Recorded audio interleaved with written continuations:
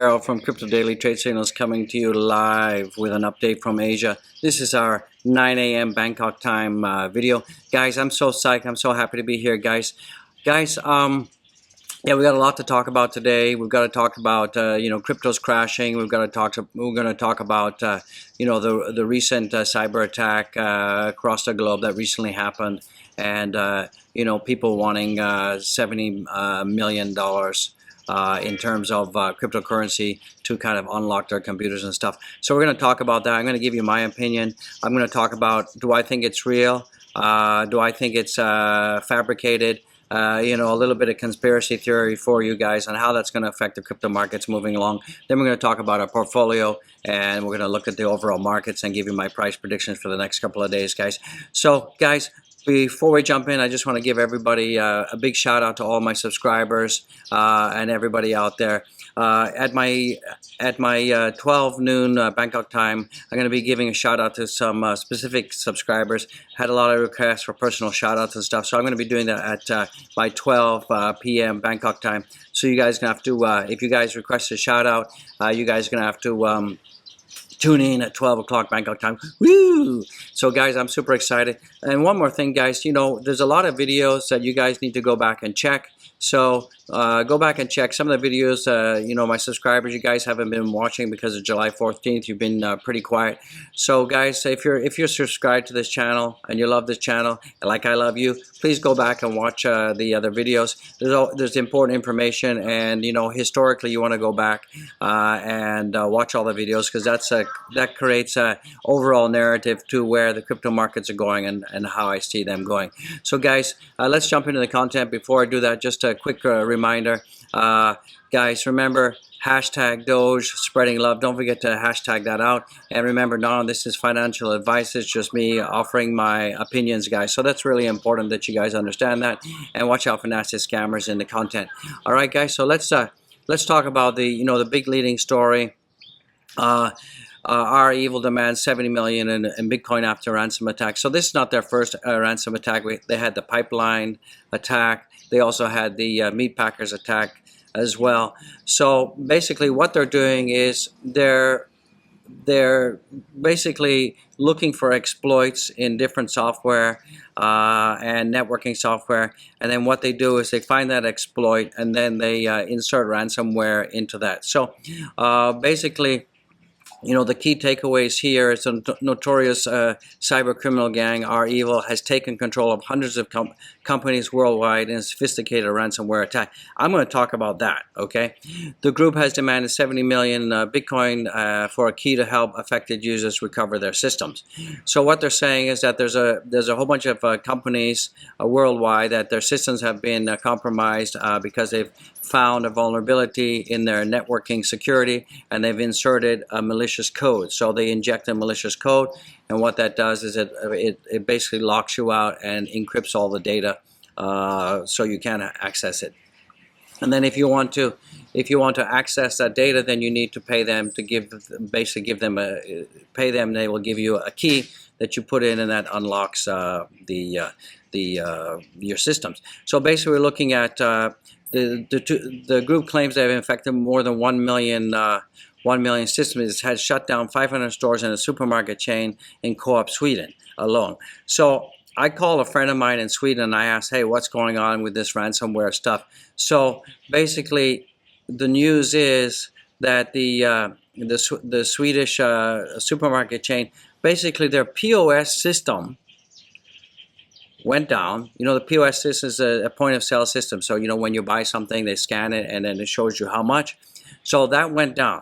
So I asked them, so what's the real story there? Well, basically they just basically reinstall the software and reboot, and then they're back up to normal. So the supermarket chain, they're not going to be paying the ransomware. They've just rebooted their POS systems. So that's what I was told. I have not verified that yet. Okay, guys. So the attackers have been identified as a Russian REvil. So they're saying this is coming from Russia, right? And what they're doing is they're exploiting the main software provider, Kaseya Limited, out of the U.S. and governments in at least 17 nations have been working since Friday to crack the encrypted lock on 1,000 effective machines.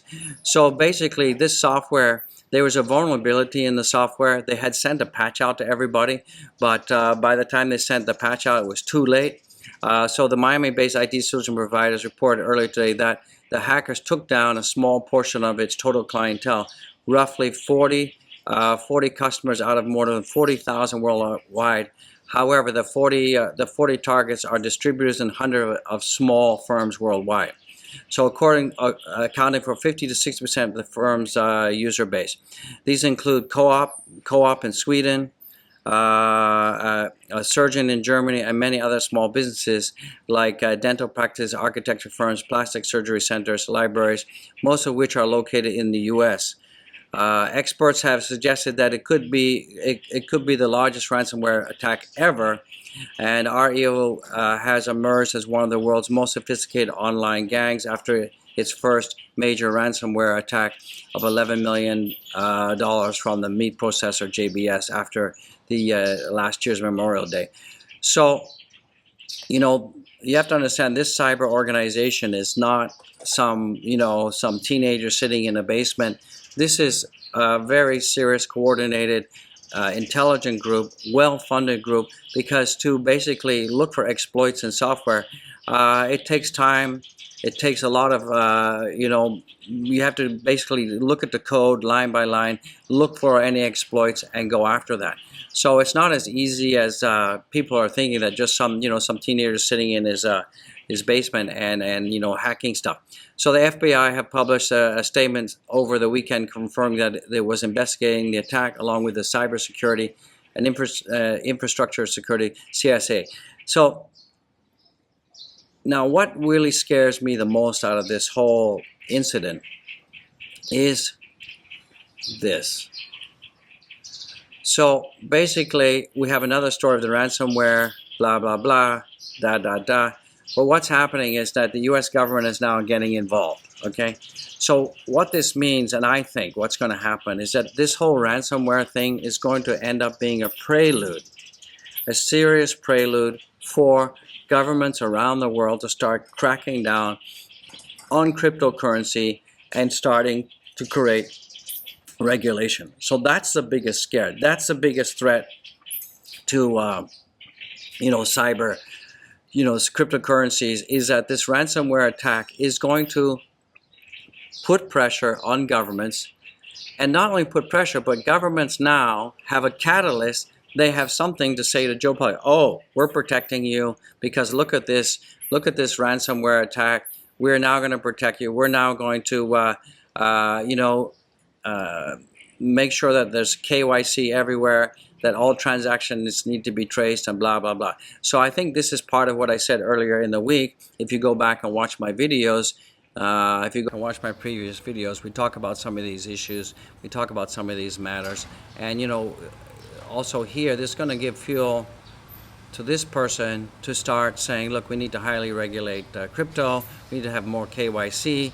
And this is not good for the whole crypto space. So they're definitely going to be using these cyber attacks as a catalyst to try to create more regulation, to kind of control the Joe Public and the masses on crypto uses, crypto adoption.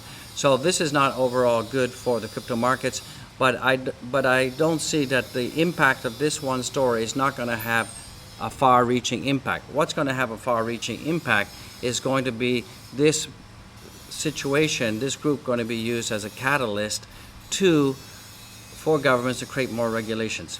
Now here's a big smoking gun. Is this our evil organization?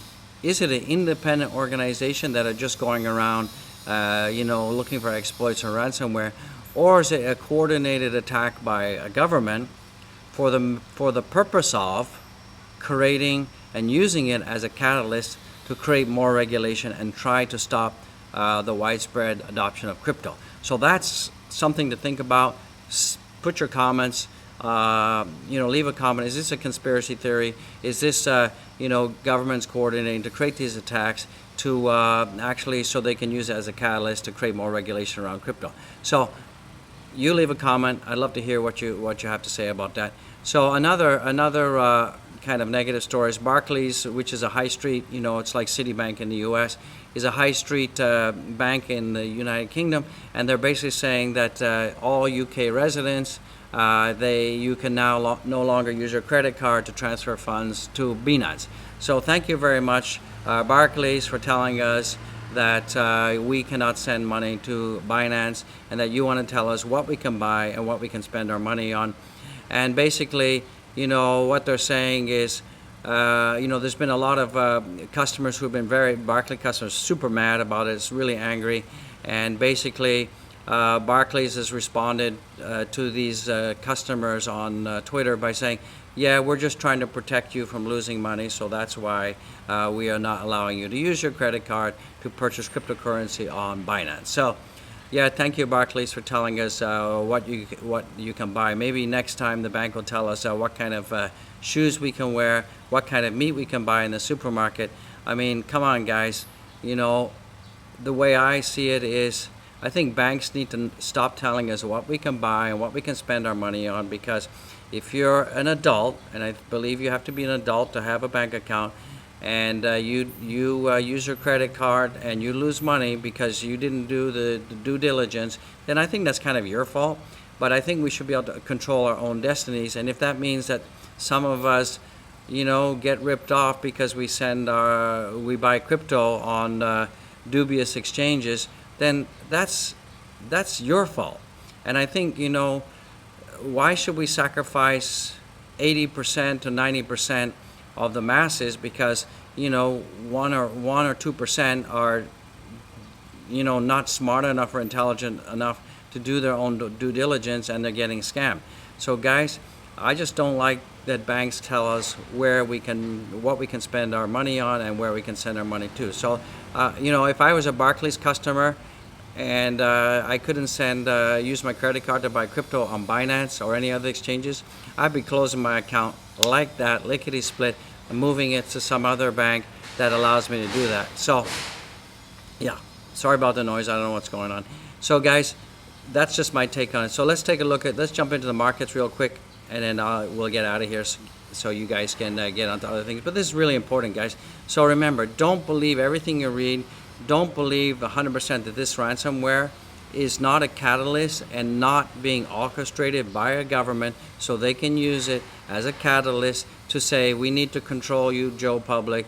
We need to create more regulation, and crypto is back. Because definitely for the next news cycle, the new narrative is crypto is bad because there's bad actors who are infiltrating companies and trying to extort money from you. So that's going to be the narrative for the next for this cycle, and this cycle is going to be 7 days, right, until next weekend, and then we'll forget about it, right? So let's just see. If we see a lot of news articles and not a lot of news articles about this whole ransomware, if it keeps, ticking up and being the top news, then we know that someone's pushing that narrative, okay? So just keep an eye on that. If you see a lot of ransomware-related narratives and regulation narratives coming out, then you're going to see cryptos go down, guys, okay? That's just point blank, because Joe, retail investor, is going to be absolutely panicking, and the wet Nancy is going to be wetting the beds and going, ah! So, and at the same time, what institutions are going to do is they're going to use this opportunity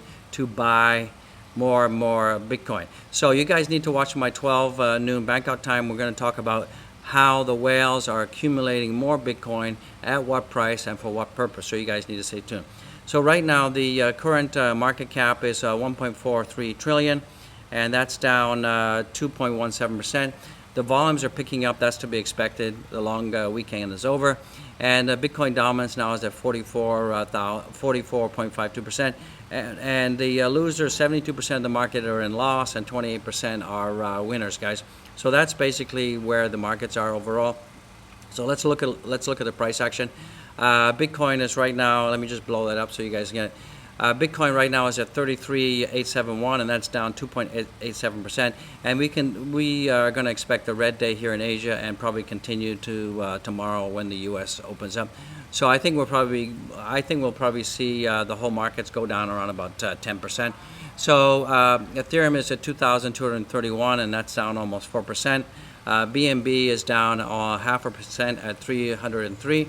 ADA right now is down almost 2%, and that's 1.42. Doge is dropped. I don't talk about XRP. Sorry, guys, I don't like XRP.